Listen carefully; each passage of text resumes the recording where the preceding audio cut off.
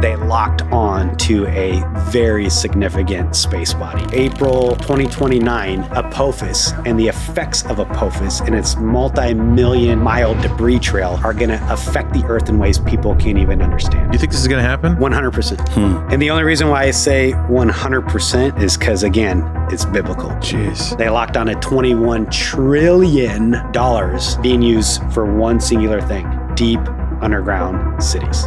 The headline on the Forbes website is scary. It reads, Doomsday Asteroid Bigger Than Expected. Where's Bruce Willis and Ben Affleck to save us? Is an asteroid coming to hit Earth? Jamie Walden is back in the basement. We're talking about why the elites and governments are building secret or not so secret apocalyptic bunkers. We've talked about Atlantis, maybe an asteroid hit then. Is another one coming? All this and more coming up with Jamie Walden, ex-Marine, ex-first responder, current pastor, and this is really his thesis. What is coming? We have a cataclysm at our doorstep.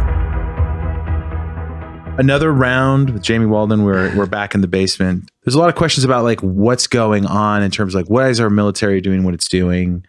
How do we think about these things? So, Jamie, you said this is like your kind of your thing that this is the soapbox you stand on, and you call it, we were talking before. You call it polycrisis. This idea of the convergence of the changes in the earth, perhaps a coming at some point the next great cataclysm. And then we talked pre-roll as well. Like all of a sudden, all these billionaires, the elites, are building themselves bunkers in mountains or in different places, above sea level. Maui. And Maui. I mean, all these crazy places. So this is what you talk about a lot. And we want to get into that. So I don't know where you want to kick this off, but part of the view from a biblical standpoint and biblical worldview is understanding that there is a terminus for the way that we understand this reality, right? Before Christ returns, and that he's going to destroy the earth by fire, right? As he promised, not to do it by water as he did in the flood, but by fire.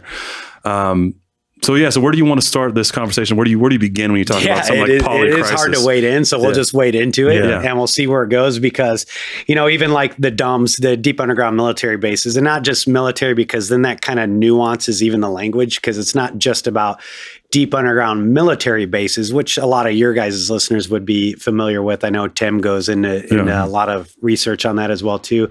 But it's not just for military applications. There's actually deep underground civilizations, for lack of a better word, cities. We'll call them super cities. And what's interesting about it is it's not unique to the United States of America. It's a collective movement that's occurring right now from all the world's major superpowers. You can even look at some of the recent headlines that are simple, as in Germany making an official policy that all new buildings in Germany have to have underground shelters or nuclear fallout. They're under the guise of nuclear fallout shelters. Sweden as well too, Finland, Norway, some of the Latvian states as well too. They're all saying the same thing.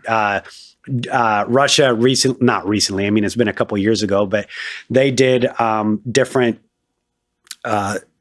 whole systemic test where they went to see if they could get 40 million Russians underground in a matter of 12 hours. And they did it. So like 40, I mean, think of the logistics of running a drill where you get 40 million people underground, and they were able to do that. China is doing the same thing. Even these concepts of the Chinese ghost cities, which we all hear about, and a lot of people say that it has to do with because of their currency, right? And the yuan collapsing and blah, blah, blah. And they're doing this big old pump and dump with the real estate. And it's like, no, they're not. It's because they're central planners, no one understanding what's coming with regards to astrocatastrophism. Just recently. No wonder you live in Colorado. Yeah. Colorado and the Ozarks, bro. That's where everybody goes.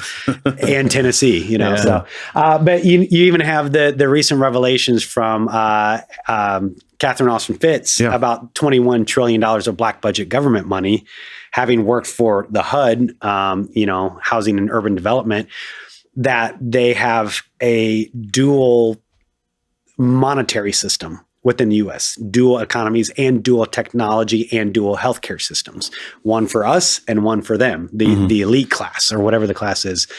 And that through her forensic accounting, they locked on a $21 trillion being used for one singular thing: deep underground cities. $21 trillion. She just loosed that, I don't know, 6 months ago. Yeah. And so all this is part and parcel to when you think about the bigger macro picture, that worldview of like, let's say the spin up of Starlink or the public-private partnership with now the government co-opting a lot of our space-based stuff with Elon Musk or other different space agencies or corporations out there, and putting up this mass grid of satellites over the face of the earth. It's also part and parcel to the Planetary Defense Initiative, Golden Dome, and XYZ, on and on and on. And it's because of particular findings that came out there's so much here. It's hard. Okay. Yeah. So we can go back to 1987. Where President Ronald Reagan's addressed the United Nations, which most people use to mean that he was referencing extraterrestrials, ETs. Or paraphrasing the quote, he says, "I often wonder how quick all of our hostilities or whatever our differences would go away if we collectively faced an existential threat, alien threat from outer space." Right? Yeah. So he makes that comment. Well, when you look at the data from the different space agencies, sorry, flat Earth bros, because they don't believe in space, right? Yeah. So the data started coming out from NASA, which we know NASA's suspect, but that doesn't mean that you dismiss everything. Right. Science is science, math is math, right? Physics is physics, avionics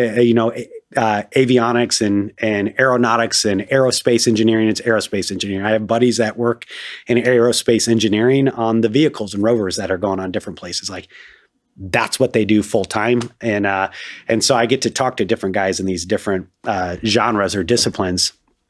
Anyways, I digress, but all the data coming out in the late 80s into the early 90s and then reaffirmed in 2004 was that they locked on to a very significant space body, interdimensional space body that's coming not as a planet killer. I don't subscribe to that at all. That's not biblical. There's no such thing as a planet killer, an ELE, right? An extinction level event. But we do have NEOs and PHOs, so near Earth objects and potentially hazardous objects. And we know biblically, if you take a snapshot of the seals into the trumpets, into the bowls, into the thunders, and you overlay them and you just operate out of them with, we'll say, intellectual integrity, right? It all reads as a continuation and the effects and after effects of astrocatastrophism, of space bodies and their effects on the Earth. So you have the great earthquakes never seen before. You have the hypervolcanism. You have the men terrified at what's happening with the seas. You have a changing in the dates of times. We can get into that later, but like different core disruptions that are already being experienced with the Earth's core and how that affects the magnetosphere and how that affects that. We have a third of the trees, a third of the grass, a third of the fish, a third of the ships being burned up, a great mountain fire cast down in the sea, right? And like figs ripening on a fig tree, being the stars from the heaven falling all at one time, sky rolled back like a scroll, third of the moon, third of the sun, third of the stars darkened, men hiding themselves from the scorching heat of the sun, men hiding themselves in the earth, over and over and over again, this singular theme connecting all the aspects of the end of the age is the heavens. The heavens will be shaken, and the heavens will be shaken, and men will look up, and men, and so you have this congruent theme in it that it all is all related to astrocatastrophism. The reason why that's relevant, especially right now, is because they can fake it and they can mimic it. And so people are dismissive of God's move on the face of the earth. This is one of the reasons for the longitudinal psyop of you may want to, I don't know if you have to edit this out for YouTube, but climate change. I think that's the one buzzword you still can't say, something like that. Climate change or climatology or whatever, this green movement. It was strategically implemented, again, from an influence campaign, so no one would acknowledge God's move over the earth. They'll blame it on man, so then they'll have justification for depopulation and restraint and carbon credits and 15-minute cities and all that. Or then you have the Christian truther movement, or just truthers in general. They blame it on the government, and it's only ever HARP, and it's whatever, and it's weather modification, and it's geoengineering. So these guys deny it, and they strategically have convinced the Christian truthers to deny it. So nobody does business with a holy God who loves them is coming soon. So he literally has to go so far as to remove any doubt on why what's happening is happening. And it all comes from the heavens. It's beyond earth. You can't blame the tech bros, and you can't blame humanity, which is one side does this, one side does that. And so that's why it says, like, at that time, not only will the earth be shaken, but also the heavens and the earth. And if you notice too, speaking of the deep underground bases, when they hide themselves in the rocks of the earth, it says all the men, all the generals, all the mighty men, all the whatever, hide themselves in the rocks of the earth. So we have biblical evidence for dumbs and all this different stuff going on, is that they know at that point, they know it's God. They just despise him, because it says they hide, and they say to hide us from God and the wrath of his Lamb. So they know 100% beyond a shadow of a doubt why things are happening the way they're happening, because it's godly and it's from the heavens. So going back to the space agencies, is pretty much everything that we've seen since the late 80s, and in particular these last 6 years, 6 years since COVID, has been specifically about Apophis and astrocatastrophism, that by the scientific data and the collective academia and scholarship and physics and all the smarty pants guys out there, is that on April 19th, 13th, 2029, Apophis and the effects of Apophis and its multi-million mile debris trail are going to affect the earth in ways people can't even understand. And so that's the centrality of why we've seen what we've seen for the last 30 years, but more in particular, the last 6 years is when everything's ramped up, and we can break into that. Jeez.